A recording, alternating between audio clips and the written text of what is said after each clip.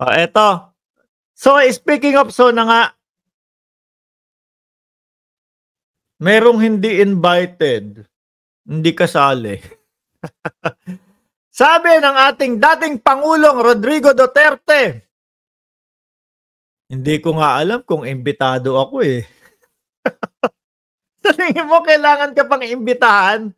Sa lahat ng mga nakikita natin na isinisigaw ninyo, sa maisog ninyo, sa mautog ninyo, eh kailangan nandun pa ho kayo?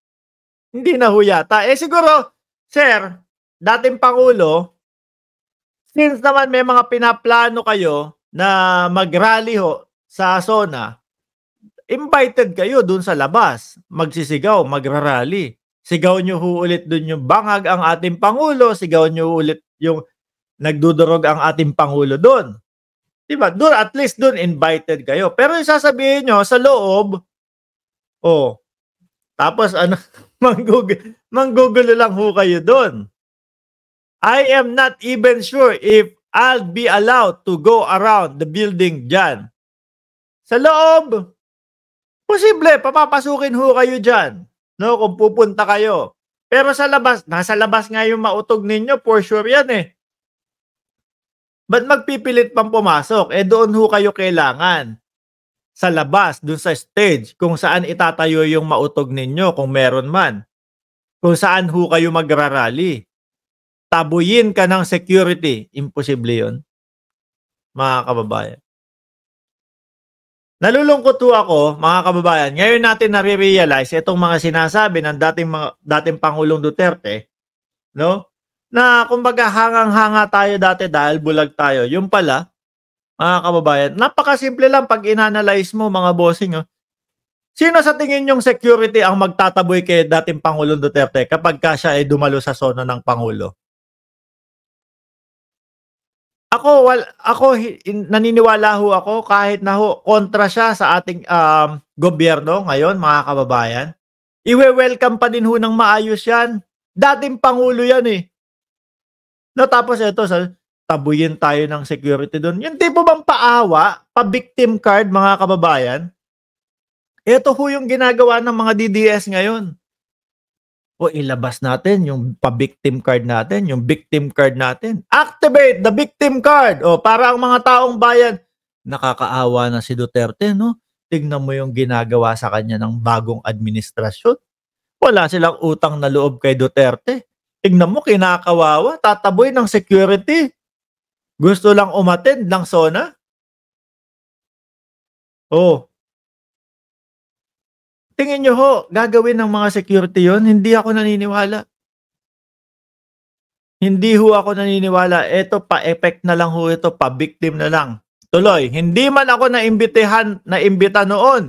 So I do not expect to be invited. Eh baka hindi naman ho talaga. Siyempre, nakikita ng administrasyon na kontra kayo sa kanila. Manood na lang po kayo sa YouTube, sa Facebook. Ito, baka i-play ho natin. Dating Pangulo, pwede ho kayo manood dito sa aming channel. O mag-subscribe na din po kayo at mag-like na din po kayo.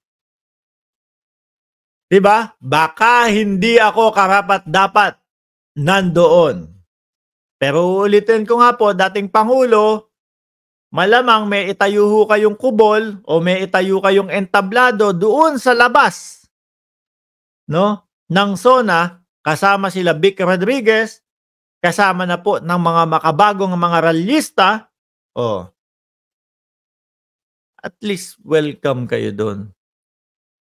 Habang nagsasalita ang ating Pangulo sa loob sa kanyang SONA, kayo naman yung salungat, no, na sinasabi ninyo sa gobyerno. O yan, pwede sa labas yan. Panigurado mangyayari yan at hindi kayo pagbabawalan dyan. Kasi hindi ho kami naniniwala doon sa mga sinasabi ninyo na wala na daw, patay na daw o tegi na daw ho ang press freedom, mga kababayan. Hindi ho ako naniniwala doon. Wala akong naniniwala doon. Dahil yung kumbaga, ang GMA, ang ABS, lahat ho yun. Wala naman nagrereklamo. Sila yung talagang press. 'no? Ang nagrereklamo lang yung SMNI nila. Ang tanong, invited kaya ang SMNI sa pagpapalabas ng SONA ng Pangulo? Yan ang tanong. Hindi din sigurado invited yan. Hindi kayo invited pero pwede kayo doon sa labas. Doon sa itatayo o sa gagawin yung mautog. Di ho ba? Di na dapat imbitahin si Digong at di din dapat pumunta doon. Out of place yung mga bitter dyan, Idol Mark. Sabi ni Eliezer Seraon. Talagang wala kang karapatan maupo doon.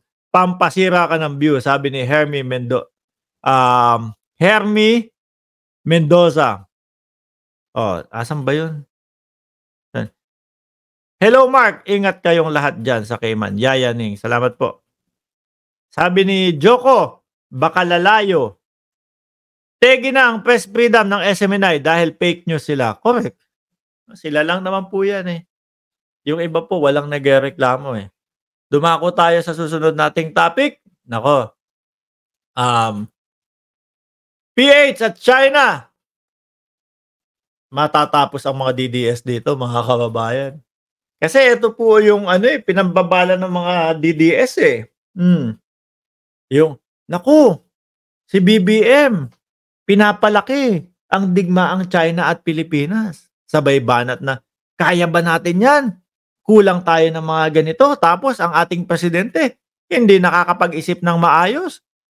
Oh, ipinapahamak ang mamamayang Pilipino kasi pinapataas ng presidente ang tensyon sa West Philippine Sea. O ayan po, matatapos sila dito.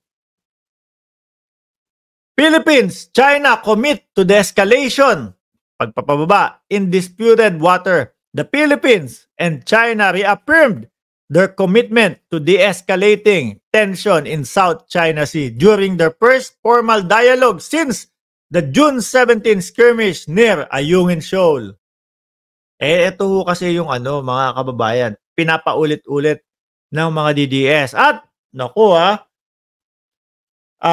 Senador Amy Marcos, taliwas ho ito sa inyong sinasabi na merong mga sonic boom pa kayong nalalaman.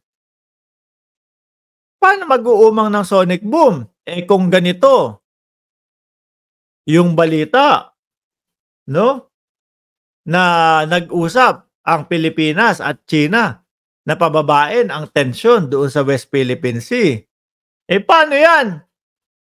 Kakaiba din. Siguro kaya nagtataka ang AFP, paano kaya sinasabi nitong Paano kaya itong sinasabi ni Senator Amy Marcos na merong sonic boom pa? Sonic boom. No. Samantalang nakipag-usap na ang Pilipinas, nakipag-usap ang China, na pababain